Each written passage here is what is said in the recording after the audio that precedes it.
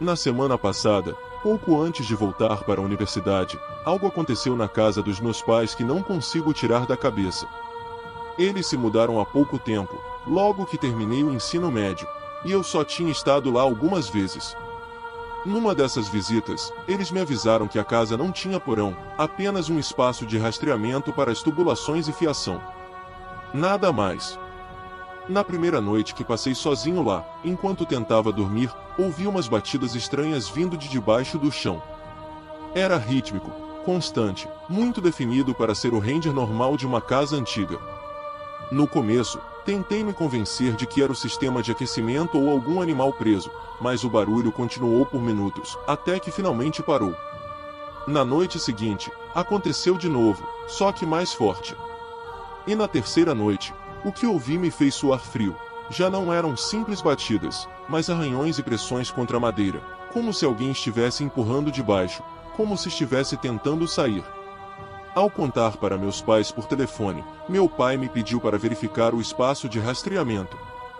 Eu não queria fazer isso, mas reuni coragem. Abri a pequena portinhola debaixo da casa e, com uma lanterna na mão, me arrastei entre a poeira e as teias de aranha, mas não havia nada. Nenhum rastro de animais. Nada. Decidi inspecionar o lado de fora. Foi então que notei uma pilha de materiais de construção velhos, blocos de cimento, lonas e restos de madeira. Ao movê-los, descobri algo que me gelou o sangue. Debaixo estava escondida uma porta de metal, enferrujada e selada com tinta. Uma entrada para o porão que, supostamente, não existia. Desci pelas escadas de concreto e confirmei o que temia: aquele lugar tinha sido habitado. Havia latas de comida vazias, e nas paredes, gravuras grotescas, figuras humanas e animais deformados, símbolos estranhos e desenhos de aspecto demoníaco. Saí dali imediatamente, tremendo. Mais tarde, naquela mesma noite, enquanto tentava dormir, ouvi batidas furiosas na porta de metal que eu tinha fechado com um cadeado novo. Quem quer que tenha vivido lá, estava tentando voltar. Eu me levantei com o coração na garganta e, ao olhar pela janela, consegui ver uma figura se afastando na escuridão do quintal. A polícia veio no dia seguinte, mas não encontrou nada. Meus pais voltaram da viagem e me garantiram que tudo ficaria bem. Mesmo assim, eu não paro de pensar naqueles desenhos doentios nas paredes, nem na silhueta daquela pessoa que desapareceu entre as sombras. E o pior é que, ainda não sabemos quem era, nem há quanto tempo estava escondida debaixo da nossa casa. História 2. O carro abandonado. Eu cresci em uma pequena cidade perto da fronteira entre Idaho e Montana.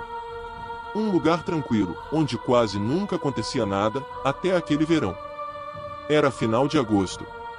Eu estava dirigindo para o trabalho por uma estrada rural quando vi um carro estacionado na beira do caminho. Um sedã branco, velho, aparentemente abandonado. Não havia ninguém dentro ou por perto. Pensei que talvez o dono tivesse ido procurar ajuda, então segui meu caminho.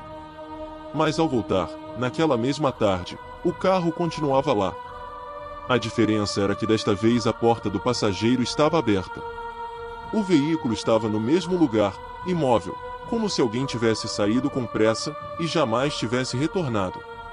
Naquela noite, eu liguei para a polícia para relatar. Dias depois, vi nas notícias que o carro estava relacionado a um homem desaparecido. Não deram o nome dele, mas confirmaram que ele jamais chegou ao seu destino. A ideia de ter sido um dos primeiros a vê-lo me deixou inquieto. Eu não conseguia tirar isso da cabeça. Liguei para meu irmão, que trabalhava como bombeiro em uma cidade vizinha, e juntos organizamos uma busca com alguns voluntários e a polícia local. Nós nos embrenhamos nas florestas, seguindo as valas de irrigação e trilhas esquecidas. Foi então que encontramos uma construção velha, meio enterrada, uma espécie de barracão de manutenção. A porta estava quebrada, como se alguém a tivesse forçado. Lá dentro, havia garrafas de água, embalagens de comida e sinais claros de que alguém havia estado lá recentemente. E em uma das paredes, abaixo do nível do solo, havia um buraco perfeitamente redondo, como de bala. Naquele momento, tudo mudou. Os oficiais ordenaram a evacuação da área e assumiram o controle da busca. Meu irmão e eu fomos afastados. Depois disso, o caso praticamente desapareceu. As notícias não voltaram a mencioná-lo e ninguém na cidade falou mais sobre o assunto. Semanas depois, impulsionado pela incerteza, voltei ao lugar. Caminhei por horas seguindo exatamente o mesmo percurso. Mas o barracão já não estava. Havia desaparecido por completo, como se nunca tivesse existido. Até hoje, continuo pensando naquele carro abandonado, naquele buraco na parede e no que realmente aconteceu com um homem desaparecido. Algo me diz que o que vi foi apenas um fragmento de uma história muito mais sombria, e que alguém se certificou de que ninguém mais pudesse descobrir a verdade.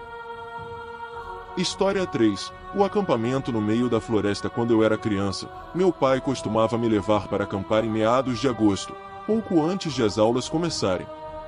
Era nossa forma de nos despedirmos do verão. Com os anos, essa tradição se tornou minha.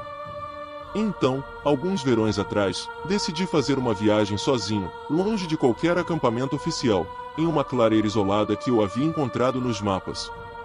A primeira noite foi tranquila. Acendi uma fogueira, preparei um pouco de macarrão e fiquei olhando as estrelas. Senti aquela calma que só a floresta pode te dar. No dia seguinte, fui a um rio próximo para pescar. Perdi a noção do tempo e o sol se pôs enquanto eu voltava. Com a lanterna na mão, eu avançava com cuidado entre o mato quando notei uma luz à distância. Parecia alguém caminhando com uma lanterna. Eu me senti aliviado, pensei que talvez houvesse outro acampamento por perto. Eu gritei um oi, tentando soar amigável. A luz parou de repente. Alguns segundos depois, ela se apagou. O silêncio que se seguiu foi tão pesado que me gelou o sangue. De repente, ouvi passos apressados, galhos quebrando, como se alguém corresse a toda velocidade, mas não na minha direção, e sim na diagonal, atravessando a floresta. Tentei me acalmar pensando que talvez eu estivesse assustado. Voltei para o meu acampamento, muito inquieto para jantar. Naquela noite, mal dormi. Em algum momento, acordei com a certeza de que algo não estava certo. Do lado de fora, tudo parecia normal, até que abri um pouco a barraca para sair. Sob a luz da lua, vi uma silhueta. Uma pessoa de pé, imóvel, a menos de 5 metros da minha barraca, me observando. O medo me paralisou. Quando reuni coragem para gritar, a figura começou a caminhar diretamente em minha direção. Sem aviso prévio, ela soltou um grito dilacerante, um grito desumano que ainda hoje ecoa na minha cabeça. Ela me jogou no chão e começou a arranhar meu rosto com uma força brutal, como um animal raivoso. Lutei desesperadamente. Consegui pegar a faca que tinha ao meu lado e consegui ferir a mão dela. Isso foi o suficiente para que ela recuasse, emitindo guinchos doentios enquanto corria de volta para a escuridão. Eu fiquei lá, tremendo, sangrando, ouvindo cada barulho na floresta até o amanhecer. Ao nascer do sol, peguei minhas coisas e corri de volta para o meu carro. Não contei nada a ninguém. O que eu diria? Que um desconhecido me atacou em uma floresta remota. Ninguém acreditaria. A única coisa que sei é que aquele grito não era totalmente humano. E desde aquela noite, nunca mais acampei sozinho. O final do verão costuma ser cheio de lembranças calorosas, mas para alguns, essas últimas noites escondem as experiências mais perturbadoras de suas vidas. Casas com segredos debaixo do chão, carros abandonados que nunca deveriam ser esquecidos e sombras humanas que gritam como se não fossem totalmente humanas. Essas histórias nos lembram que o desconhecido pode estar mais perto do que imaginamos. Que, às vezes, basta uma porta esquecida, um caminho solitário ou um acampamento isolado, para nos encontrarmos cara a cara com aquilo que jamais deveria habitar este mundo.